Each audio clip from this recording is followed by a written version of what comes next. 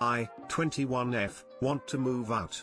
My mom is threatening arson if I do. To make a long story short, my mom is overprotective and has been for as long as I can remember. I haven't been able to live a normal life so far because of it. Recently I started dating someone I've known for almost a year now. He's very respectful, has his ducks in a row, but I'm afraid the relationship is unsustainable living under my mom's roof. I'm not allowed to go to his house, can't be alone with him, can't go out to eat with him if the restaurant is more than 10 minutes away from my house, etc. It's the same way with friends, which is why I only have one. Recently, my mom found out I watched a movie at his house. She screenshot his address on Life 360 and showed up to his house threatening him and told him not to let it happen again. He respected her and said okay. Last night, we went to a park and watched a movie in his truck. Since we weren't allowed at his house, I like the alone time with him, which is why we didn't go to my house. I fell asleep, missed my curfew of 10 p.m.,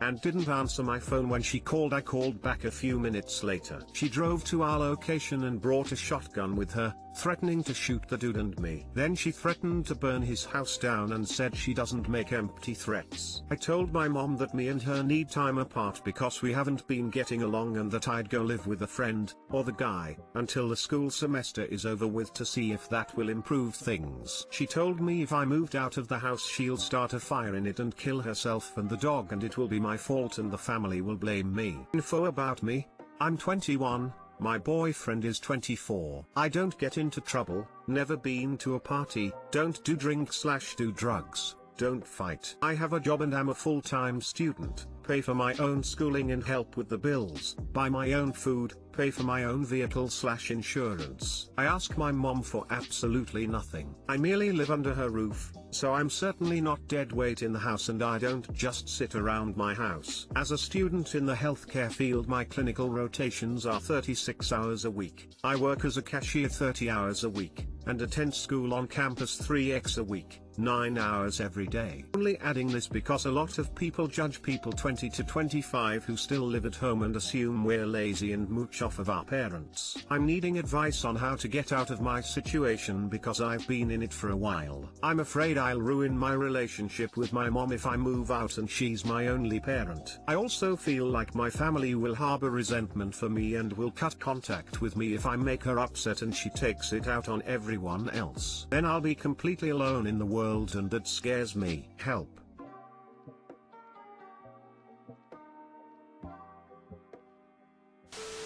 You need to find a place of your own, alone or with a roommate, not a boyfriend. If your mom threatens self-harm or suicide, call 911. Don't let her threats hold you hostage. I'd talk to the police about the threats against your BF. You have to live your life. If your family makes poor judgments because of that, that's on them. That's true. I just don't know how quick I can find a place, or if I'm even able to working part-time. I have $5,000 saved up. I wouldn't be able to work full-time until I graduate next year.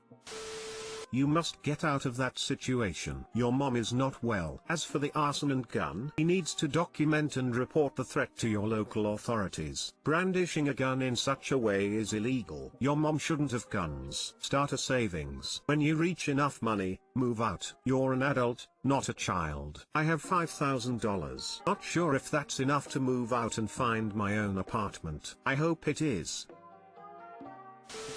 She brought her shotgun, threatened to kill your BF and burn his house down. This is way more than you can handle on your own. You and your BF need to take this to the police. Also get rid of that spy app, so she can't know where you are. She is literally threatening to kill someone. This is beyond you. This is police business. You will not be alone if you lose your mom. You already are alone. You need to get her out of your life in order to have the freedom to make friends.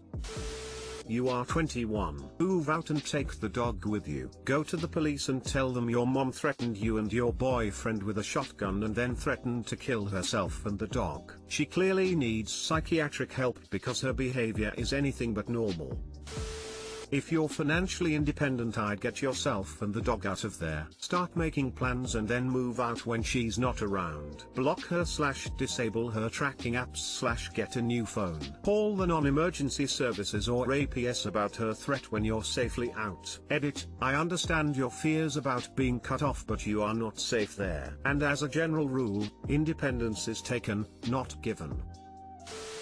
My wife doesn't like the story of how we first met and wants to change it. My wife and I have known each other since we were 9. Lived within a few blocks of each other around the same neighborhood. No, this wasn't your typical boy/girl next door story. To me, I find it funny, and so does her brother plus everyone else we have told, so she wants to change it. How we met. We hated each other. Honest to God, I don't even remember why, but I just know we started calling each other names whenever we happened to come across one another while playing in the street. It was like this for months. Then one day I was by her house and saw her scooter out in the yard. So I stole it for no other reason than to spite her. She knew it was me though, because next thing I knew, a few days later, a group of 14-year-old boys were jumping me when I was riding my bike outside wanting the scooter back. Yup, it was her brother and his friends that she told. They made me return the scooter to her and apologize. Honestly, her brother scared the shit out of me, even though they mostly pushed me around plus a couple gut punches. Nothing crazy, I've definitely had worse. You bet your ass I never insulted her again after that. The funny thing is, she actually felt really bad they came at me like that. She just thought they would have stolen her scooter back, not attack me. So she was extremely nice after that, and things took a turn from there.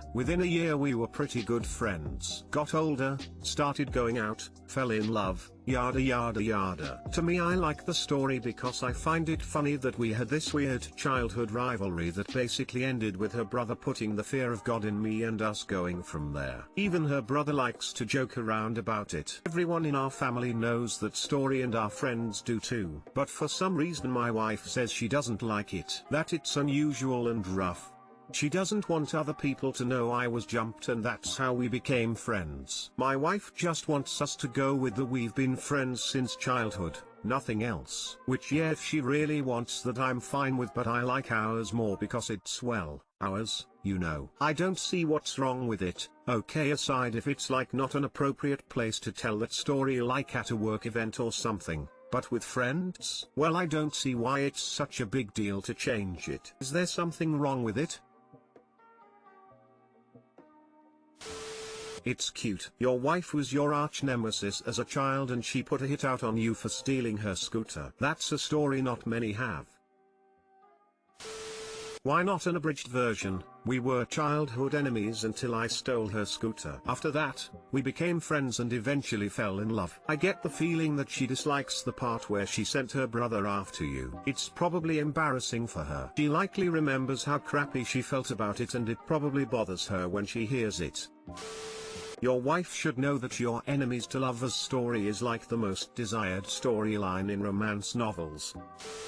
It's a good story, Lamau, it's movie worthy, and her brother didn't take it that far.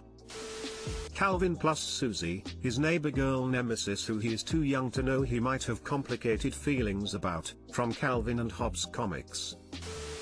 I'm 23F, am uncomfortable with my boyfriend's 24M kinks. For a little bit of background, I was sexually abused as a child. I have PTSD from the trauma I experienced and feel a lot of anxiety around sex. My boyfriend, who I've been with for 3 years, knows this. Well, recently he's expressed to me that he's into girls acting very childlike and dressing in lingerie that looks like a little girl's outfit. I don't judge him for liking this, or anyone else who's into it, but it makes me extremely uncomfortable. It's quite triggering and reminds me of what I went through as a kid. I can't really explain why, other than feeling and dressing like a little kid while being intimate with my boyfriend makes me feeling disgusting. I'm afraid to tell him how I'm feeling because I know he'll dismiss me. He's done it in the past and will get defensive when I try to talk about a concern of mine. He talks down to me and always tells me to calm down and take a deep breath. I never yell or accuse him of doing anything, yet he still does this. I feel so unappreciated and want to leave but feel like I can't. I feel trapped and broken. I'm scared to leave him and need help.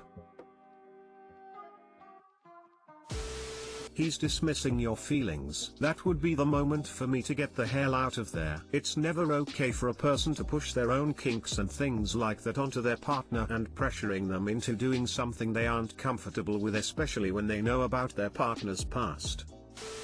You have your good damn reasons not to comply to these kinks. I would ask you this: dating someone who suffered abuse is hard, okay, but I'd expect everyone to know don't ask your so to live the exact same scenario of the abuse. We don't know much about him, but he seems a dick. Sorry.